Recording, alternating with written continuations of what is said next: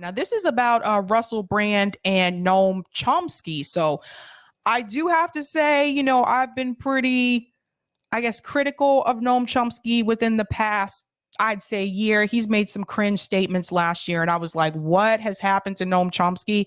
But I think in this particular interview, I don't know how Russell Brand does it. I don't know how he was able to pull it out of him, but we get the old Chomsky back. And they have something really important to say here. And I think you need to listen to it, because Noam Chomsky is about to tell you what is going to happen if things do not change. Now, he talks about censorship. He talks about this conflict with Russia and Ukraine, but he really breaks it down in a way that I think is easy for anyone to listen to. So let's go ahead and listen to this, and I'll chime in between. I couldn't believe it when I got to meet Professor Chomsky, one of the most influential academics of the last 100 years. You tell me. He surprised me with a lot of things he said. Most notably, that the US mainstream media censors more and puts out more disinformation and stifles debate more than even in Soviet Russia. I tried to remember whether or not he said Stalinist Russia. Watch the video and you tell me yourself. He said that you can't talk about the war in Ukraine without censorship. If you're a regular watcher of our channel and our content, you'll know that if we put people up that present an alternative view, that stuff gets shot down. Why is that? Why are people afraid of having an honest and open conversation? When people say disinformation, I think what they mean is shut up. We only want one perspective. Well, do you know what? I believe you're capable of taking on more than one point of view. I believe that you are capable of understanding a wide set of facts, a broad scope of data, and forming your own opinion. We're not children. We're not idiots. They're trying to infantilize and disempower us. They've been doing it for too long. For a long while, you've known something's wrong, and we're here to show you how you were right and what we can do about it. Stay to the very end of this video with Professor Chomsky so we can tell you more about how to join our community and how we can start to mobilize this movement so it goes beyond just the spread of truth and into the instantiation of new systems, which can only obviously be achieved with massive consensus and new alliances, which I believe, because I believe in you, we can form. Let me know in the comments what you think about this video. Give us a thumbs up and spread it around like some crazy new virus. Stay to the end. At the beginning of your career as an activist rather than as an academic, anarchism and freedom of speech were two issues about which you were vocal and explicit. Do you still feel that decentralization and anarchism are important subjects to be explored within this arena that you say that we are currently lacking? Hit that like button, guys. Just a reminder.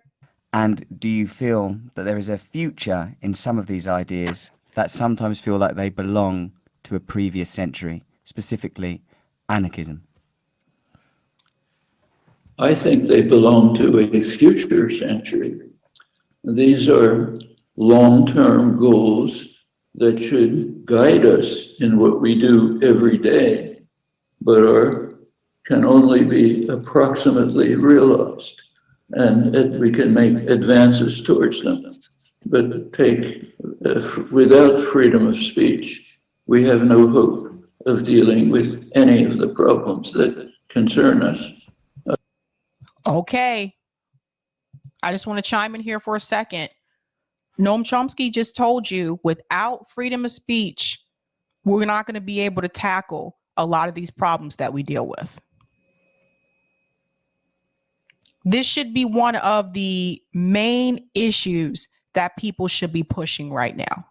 And this is why I'm always skeptical of people, especially people in independent media, that want to censor people. That doesn't make any sense. They only want you to talk about certain things, or they only want you to talk about it in a certain way. If you're an independent journalist or commentator, that doesn't make any sense. If you're calling for people to be removed, if you're calling for people to be shut down, to have their content removed, what does that really say about you? We have to have this ability to speak freely. We have to be able to tell people the truth and the whole truth, and not just the narrative that mainstream media wants you to present. Until we are able to do that, it is going to be very difficult to fight, even for things like Medicare for all. Because what's the narrative that mainstream media puts out for that? They're going to take your health care away. They want socialism. We're going to be like Cuba. We're going to be like Venezuela. Even something like that, you need to be able to have freedom of speech so that you can tell people what that policy would actually do for the American people, which is the portion that mainstream media leaves out. This is why it is incredibly important that you advocate for someone like Julian Assange to be freed. And for people who say you're wasting your time talking about that issue, for people who say that you're wasting your time going to protest about that issue, and those people are journalists themselves, what is wrong with them? How could you say that? I want to remind everyone that Julian was a journalist. So if you can't report on the news, if you can't tell your story to the people, that means that you are censored. And that means the people are only going to get the stories that they're allowed to tell. This is why a lot of us don't work for these mainstream platforms, these mainstream companies like the Washington Post and the New York Times. They wouldn't let us talk about this at those companies. So you go independent so you can have that freedom. So then they try to come back at you in another way, and they try to censor you on the platforms that you're on. They shut off your PayPal. They shut off your Venmo. This has happened to people. Anything to prevent you from telling people the truth. Free speech. Noam Chomsky just told you we're not going to get these things done without having that first. We can see this very clearly today, very dramatically. So take the United States today.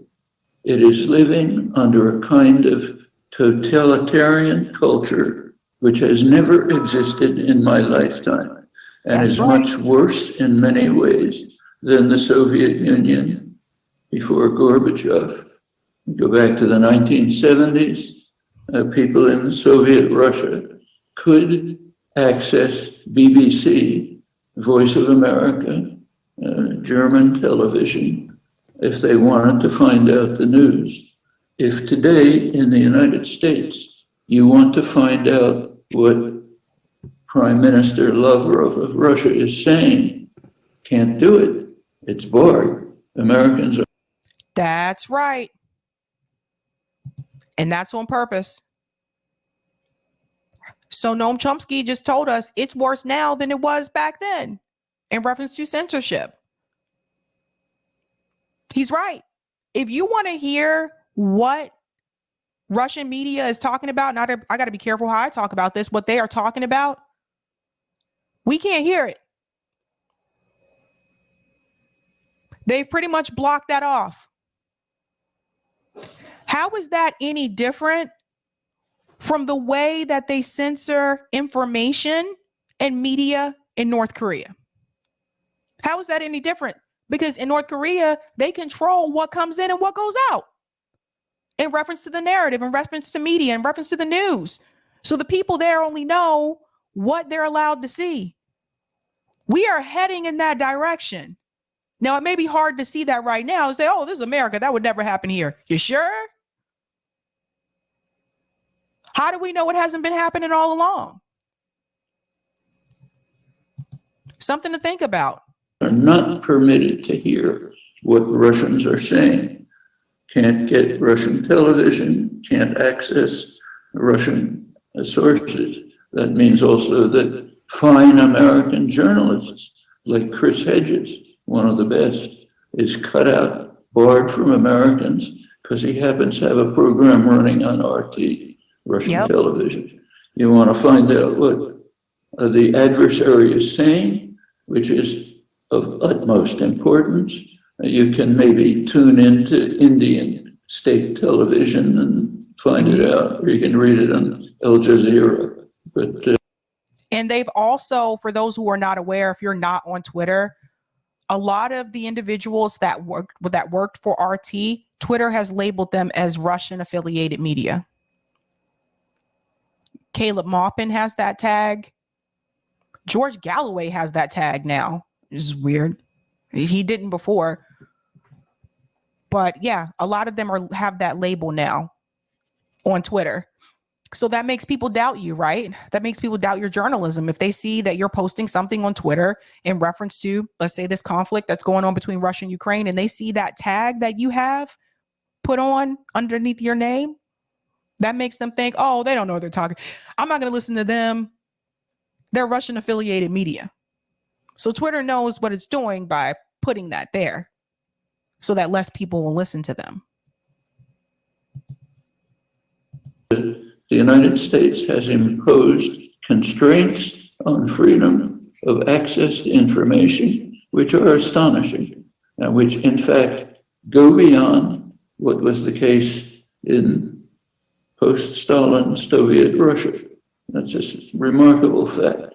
It goes well beyond anyone who dares to break the party line on the dominant issue of today, Ukraine, is simply demonized, vilified, can't be sent to the gulag. It's a free country still, but. And this is not the first time I've seen that happen. I saw this happen with the war in Iraq. People in media, the ones who were around during that time that spoke out against it, they were gone. Phil Donahue, I'm not sure if everyone remembers him. He was a talk show host. He was against the war in Iraq. They said, Phil, you got to go. Just like that, Phil was gone. No more show for him.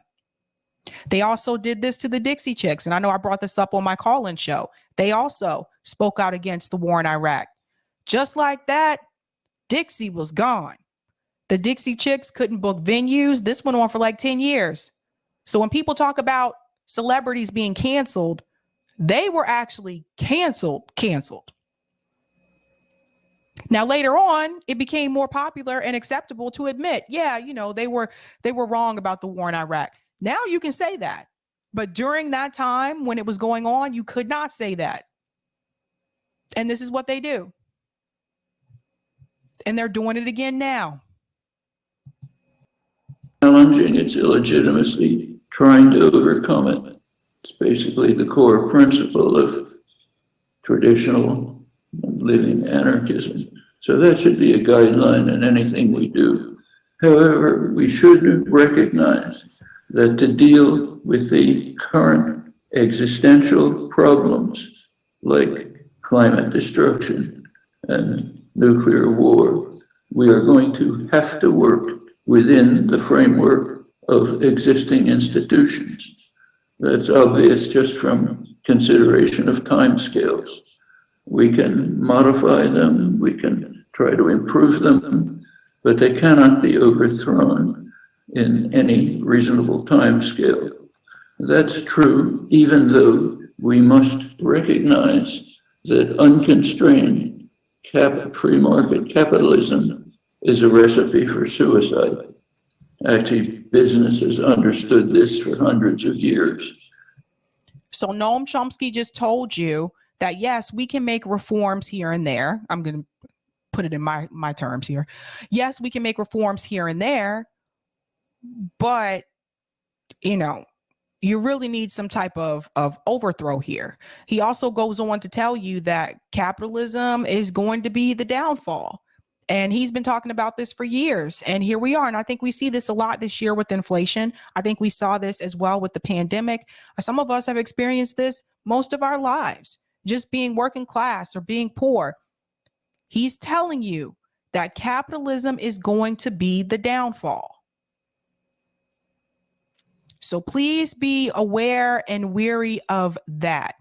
That's why they never permit the business world, which is overwhelmingly powerful, never permits capitalism, always insists on massive state intervention to defend private power from the ravages of the market.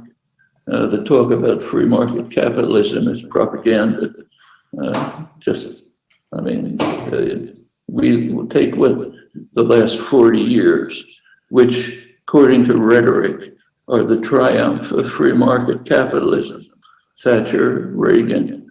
In fact, it's what economists have called a bailout economy. Let's go back to what he mentioned about Reagan, this free market capitalism. Remember, Ronald Reagan was the one who introduced trickle-down economics, that whole plan that he had where he said, oh, yes, it's okay. Yeah, the wealth is concentrated at the top, but don't worry about it because it's going to trickle down. It reminds me of like those pyramid schemes for a lot of these companies that say you can be your own business person. You guys have seen these before. We've had these emails come around. People will come to your house and they'll say, you can be an Avon salesperson. You can be a Beach Bod salesperson. And yes, all you have to do is get more and more people under you like I did. And then you'll make more and more money. And then because you have those people under you and because you're making more money, your money is going to trickle down to the people under you too, but it doesn't. What, in order to be successful in those types of businesses, and some of you know what I'm talking about, Amway, Avon, Beachbod, like in order for you to actually be successful financially, you have to keep getting people under you. You have to keep recruiting people to be a part of your team. And then those people have to recruit people to be a part of their team, and then so on and so on. So what happens is those pyramid schemes don't work because the people who are at the top of the team, they're the ones that are getting all the money. So we realize that trickle down economics does not work, was not working for people in this country. So Ronald Reagan's, love of free market capitalism and trickle down economics was a disaster for this country. And a lot of people bought into it. What? JB said, hey, Sabs, I sold Avon for a little while. My mom did Mary Kay. Yes.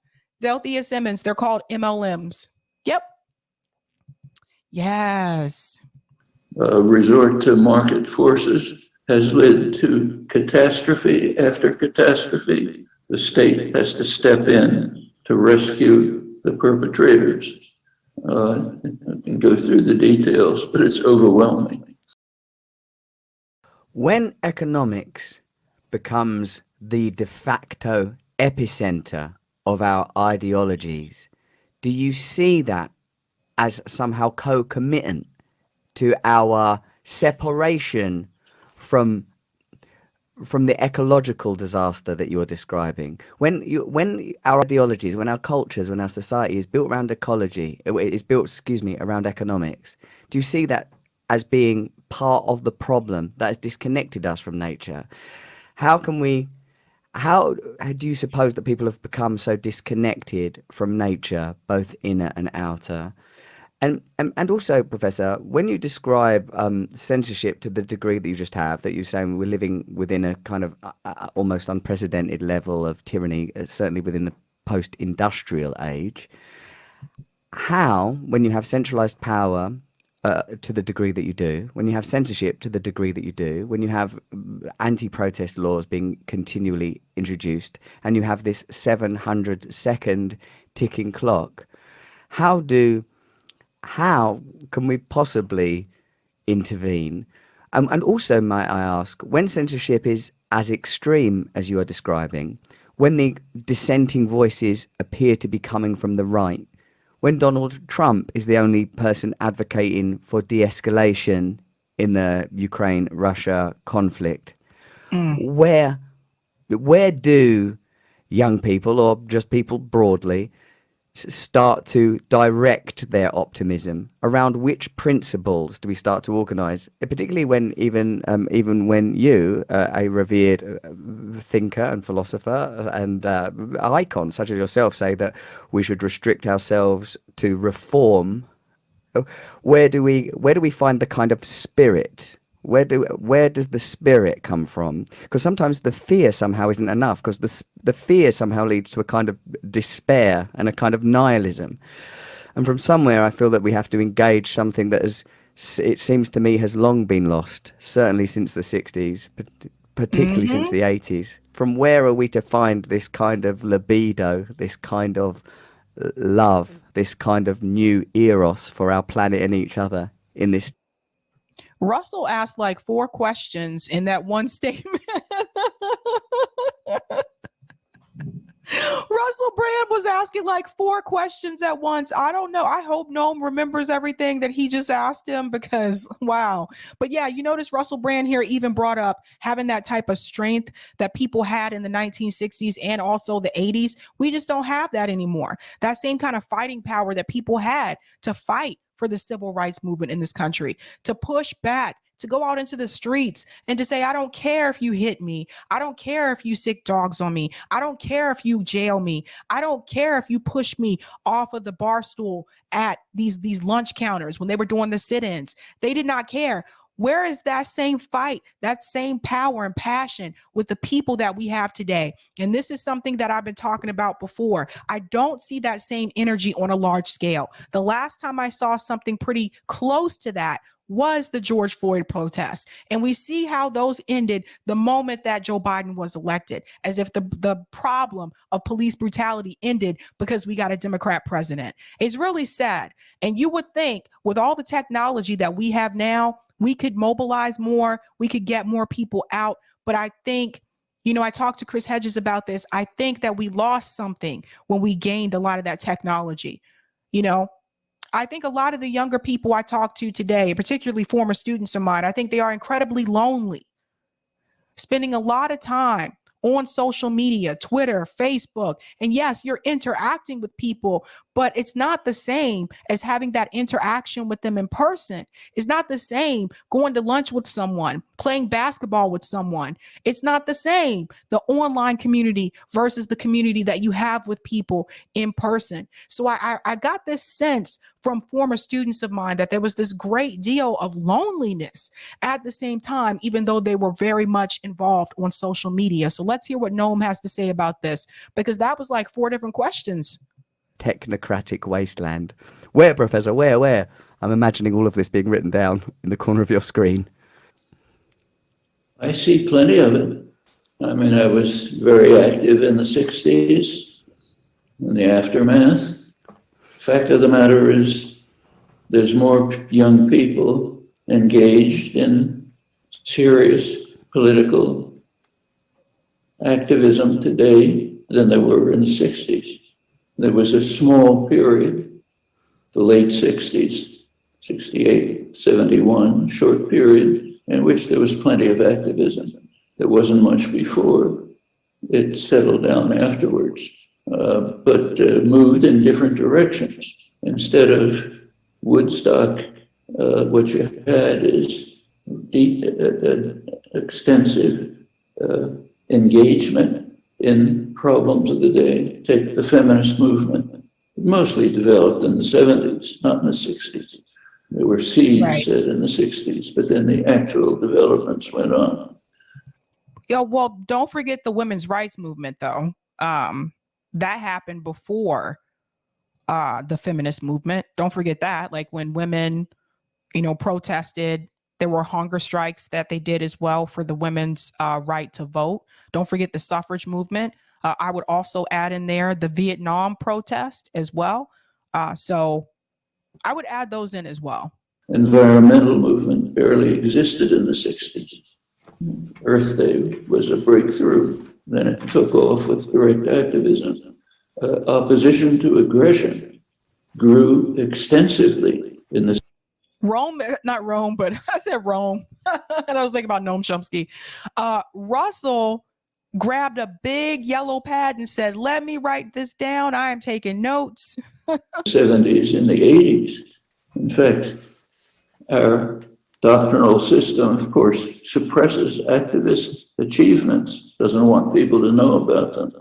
But the 1980s were an extreme breakthrough in history in opposition to aggression. The US was fighting, Reagan was fighting brutal terrorist wars in Central America. For the first time in history, people in the aggressor society, us, went to live with the victims, didn't just protest. Thousands of people from all over, all sectors, young people, evangelical churches, all sorts, went to live with the victims, to try to help them, to protect them, even to offer whatever protection a white face gave. That never happened in history. Well, there you go. That's Noam Chomsky. So that was really interesting. I don't think Noam answered all of that question, but but he did ask him like 4 different questions at once.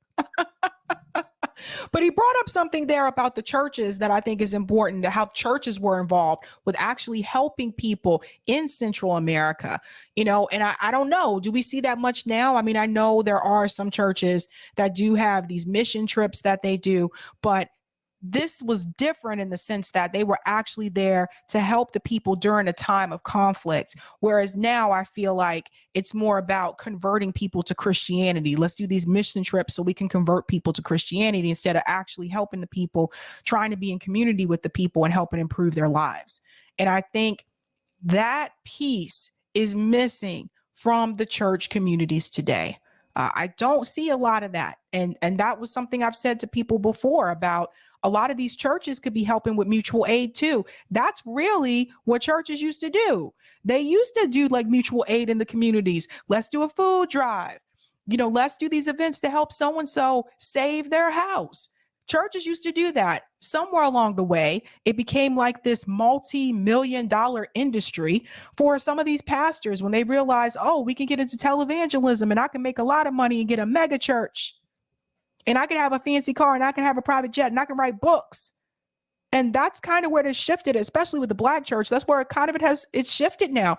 It's become like this money scheme. And then that's how you get people like TD Jakes. That's how you get people like Creflo Dollar. That's how you get people like Joel Osteen, which, oh God, exactly, Jessica. Many churches are businesses now, and it didn't used to be that way. It used to be about actually helping people in the community. And now, and especially even when I was growing up, it was a lot of give me your money. It's tithes. Put some money in the offering plate. What if you don't have any money? Then people give you weird looks like, why are you not donating the money? And so much has changed. And so I think that one of the things in reference to that entire conversation is that we really need to get back to building community and creating community in this country. That's a big difference from what they had in the 1960s, even in the 80s, that we don't really have as much now. Some people do blame social media from taking people away and keep people kind of like reserved and always online instead of in person. I think that's part of it. That could be part of it, But also somewhere along the way, I think people stopped trusting their neighbors and people stopped wanting to get to know their neighbors. And I think that's a big key factor as well. I told you guys when Chris Hedges was on here, I lived in the same building for 5 years. I didn't even know the people that lived in the building. I didn't know their names. We'd pass each other every day on our way to work to go catch the bus, catch the train. I didn't know who those people were. It's really sad. But a lot of times we are always on the go, just constantly on the go. But we got to help each other in communities and build community. But I think he's 100% spot on in reference to free speech. We have to get there. We have to get there if we really want to help solve some of these other issues that we've been trying to fight against. I'm going to go to some of these comments really quick. JB says Max Blumenthal and Aaron Mate talked about that recently, deplatforming instead of debunking what they say. That's right.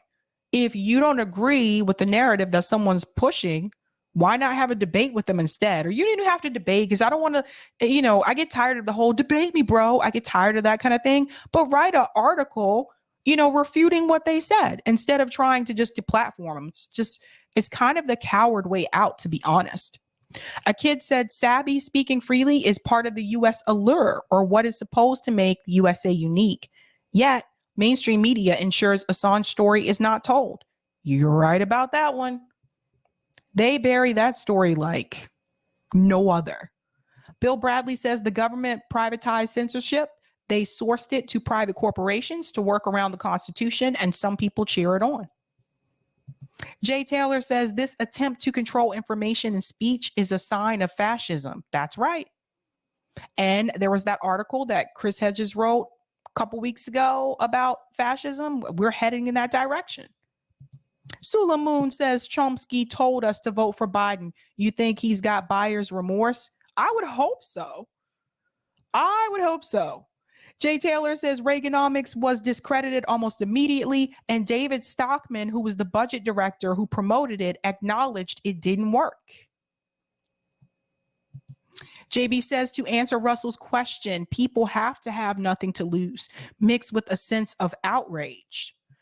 Capitalism has robbed the people of their sense of direct action and goodwill. It's all to make profit now. That's true. Delthea says small churches still do community work, but even then it depends on the pastor. That's right. That's right.